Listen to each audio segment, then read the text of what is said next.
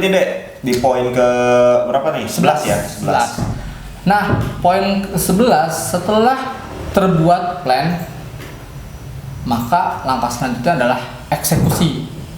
Jangan buru-buru nih ya ketika mengajukan pinjaman ke bank gitu, jika bisnis pertamamu adalah yang saat ini gitu kan ya. Intinya jangan langsung pinjam ke bank dulu lah gitu kan. Dulu saya jual gorengan waktu awal berwirausaha, kata si dokter Tirta ya. Terus owner es coklat juga malah ngamen dulu. Ada lagi banyak juga yang sambil bekerja, misalnya owner apa namanya tuh yang potong rambut gitu kan, yang ngetren di Jakarta adalah pokoknya dia mau kerja di BUMN dulu, terus dia akhirnya buka usaha, itu pun 3 tahun. Jadi intinya jangan biasakan meminjam dulu, tapi biasakanlah cari uang tanpa ngutang dulu. Cegah penularan virus corona dengan tetap di rumah dan jaga kebersihan ya. Tapi bukan berarti kamu harus berhenti berbisnis. Berikut adalah panduan menjalankan bisnis dari rumah. Pertama, ubah bisnismu menjadi online. Kedua, untuk yang buka kafe ataupun jualan keliling, kamu bisa membuat fitur delivery. Dan yang ketiga, buat promo secara terus-menerus dan share di sosmed kamu. Nah, dalam rangka bisnis from home, Kebun Desain akan membantu kamu membuat konten hanya dengan 200.000 saja. Kamu bisa bikin promo dalam bentuk animasi, terbatas untuk 50 pemesan pertama. Yuk order! Ya, itu menurutku tips yang sangat bagus sih, yang itu. Jadi hindari ngutang itu di awal tuh hindari banget. Hindari banget karena dikejar-kejar buat bayar hutang itu, wah itu nggak enak banget. Banyak banget cerita-cerita orang terkait gitu, yang mereka malah stres gitu Dan akhirnya mundur ya. Iya, malah rugi gitu ya, apalagi dengan sistem ada bunga kayak gitu. Wah udah pokoknya repot aja. Jadi hindari banget, bener tuh. Benar. Yang utang mending kita kerja dulu 3 tahun gitu ya, ngumpulin modal, dapat misalkan dapat 30 juta, dapat modal 60 juta gitu selama 3 tahun, itu lebih baik sih. Iya, bisa prinsipnya gini sih, kalau misalnya orang yang pengen kerja dulu baru wirausaha, minimal kamu punya 6 kali gaji dari gaji kamu bekerja. Misalnya gaji kamu itu 6 juta waktu bekerja. Nah, kamu harus punya 36 juta berarti untuk persiapan kamu berwirausaha gitu. Intinya 6 kali gaji gitu.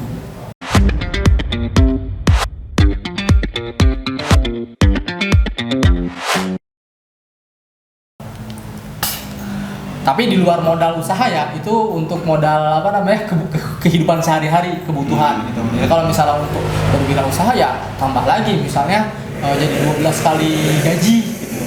Kalau misalnya gajinya 6 juta ya berarti 72 juta kamu harus punya untuk persiapan berwirausaha. Iya. Tapi itu juga tergantung dari wirausahanya apa gitu. Kalau wirausahanya yang modalnya ratusan juta ya berarti kalian harus ngumpulin lagi lebih banyak gitu. Iya, iya.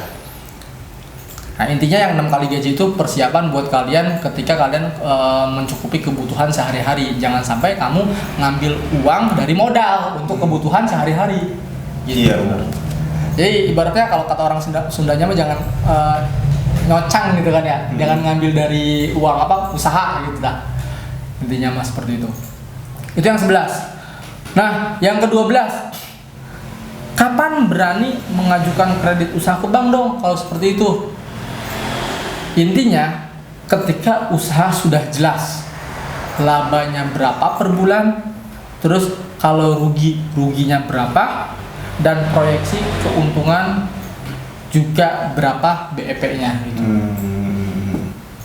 Jadi Dokter Tirta enggak melarang banget sih buat pinjam ke bank. Enggak. Di poin pada intinya. Ya. Cuman itu poin di 11 itu jangan sampai modal itu dapat pinjem. Ya. Nah, ketika berjalan usahanya sudah berjalan dengan modal sendiri dan kita bisa lihat range keuntungan tiap bulannya untuk bisa bayar hutang, misalkan ya cocok nih buat bayar hutang ke bank agar kita bisa dapat omset yang lebih tinggi dengan modal ya, jadi masih bisa dipertimbangkan lah buat hutang gitu ya. Iya, asal hutangnya jangan terlalu lama ya, misalnya setahun atau 2 tahun lah gitu. Iya, misalkan pengen ngegedein ruko karena misalkan rukonya yang sekarang kecil, orang yang datang tuh kasihan misalkan.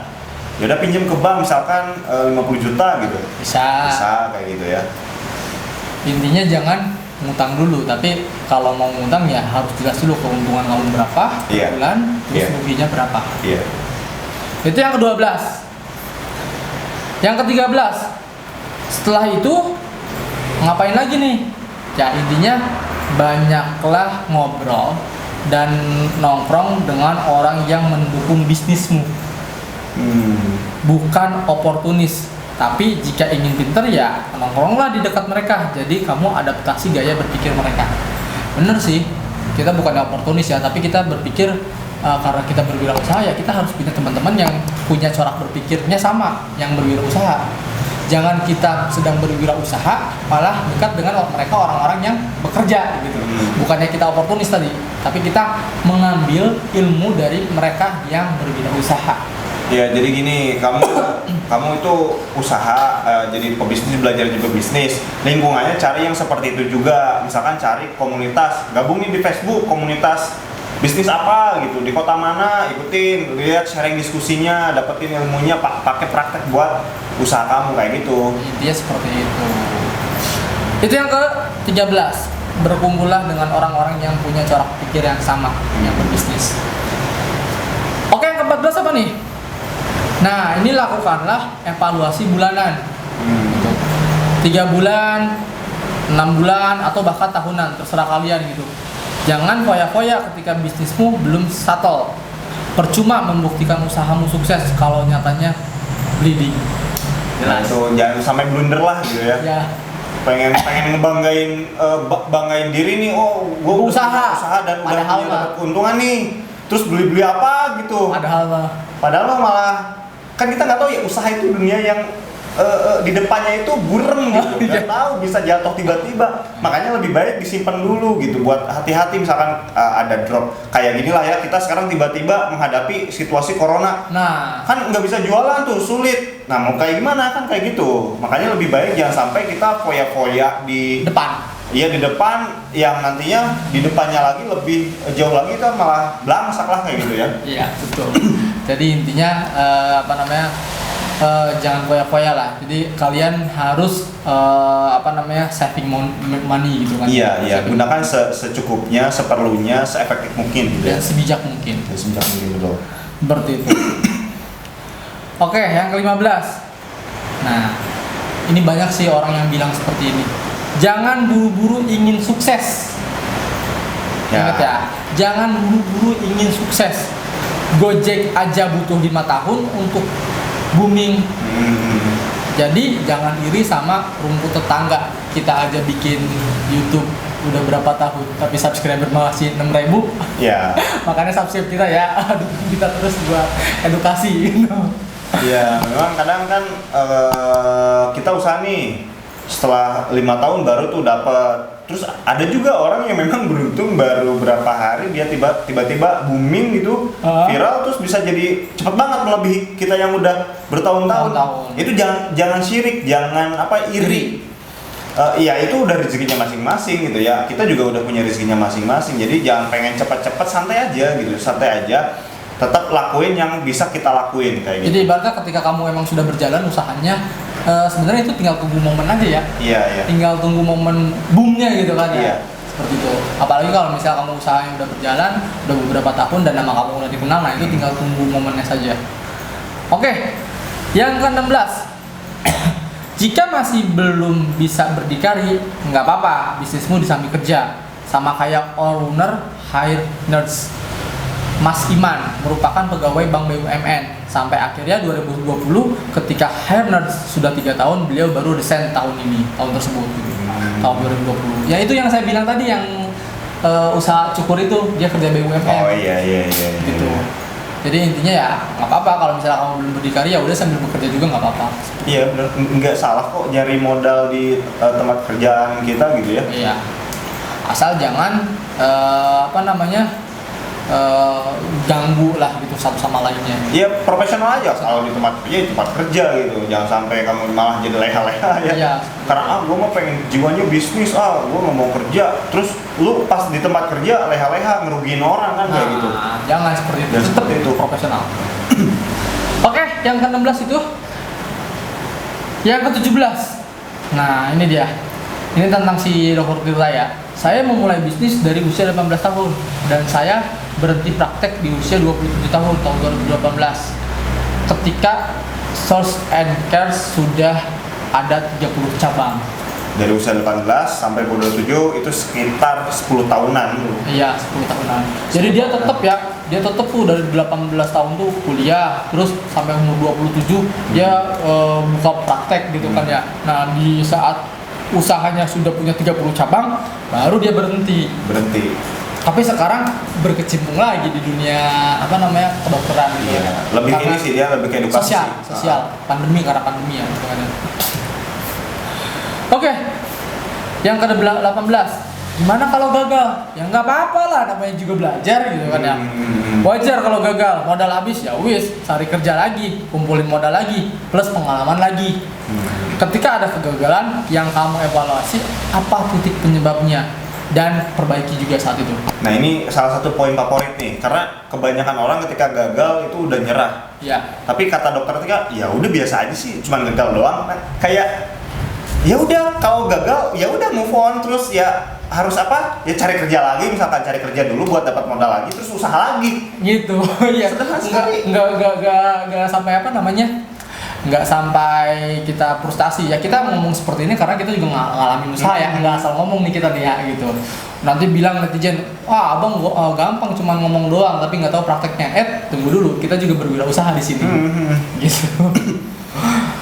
Oke, itu yang ke-18.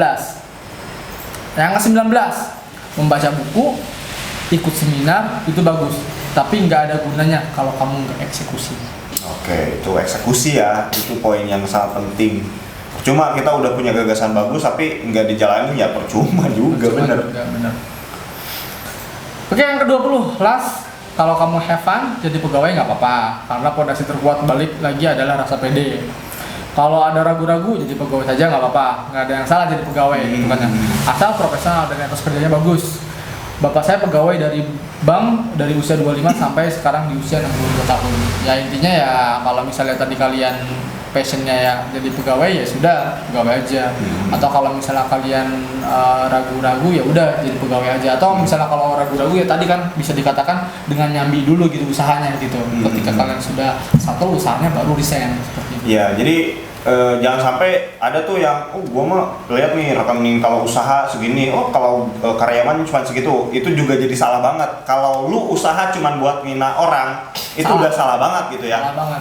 Tapi kalau lu usaha itu memang karena fashion, karena memang fashionnya di usaha, ya udah usaha tanpa harus ngina orang gitu ya. Kalau misalkan kelebihan rezekinya memang ditakdirkan di usaha ya itu bagus banget dong. Betul. Tanpa harus menghina orang kan. Iya, betul. Kayak gitu ya. Terus ya jadi karyawan juga merasa kecil hati, jangan. Ya itu karena memang udah jalan takdirnya kesukaan lu di situ gitu ya. Jadi karyawan bahagia ya udah gitu, nikmatin aja. Semuanya nyari rezeki itu kalau halal itu mulia semuanya. Mau betul. Itu yang dagang, mau itu yang di pabrik atau di kantor gitu ya, itu semuanya mulia banget. Justru kalau misalnya kalian berwirausaha, ada kalanya kalian harus bantu orang gitu ya. Siapa yang belum kerja nih, tarik ke tempat kita buat biar bisa kerjasama atau bisa jadi karyawan kita. Jadi intinya bermanfaat buat orang lain. Itu saja sih untuk tips dan trik dari dokter kita ya, ada 20 poin ya. Oke, itu sudah selesai semua tips dan triknya dari dokter Tirta. Makasih banget, itu poin-poinnya sederhana, mudah dipahami dan bisa dipraktekkan oleh teman-teman semua. Oke, thank you. Udah ya deh ya? Oke, sampai di sini aja vlog kita kali ini. Sampai jumpa di episode selanjutnya. Bye bye.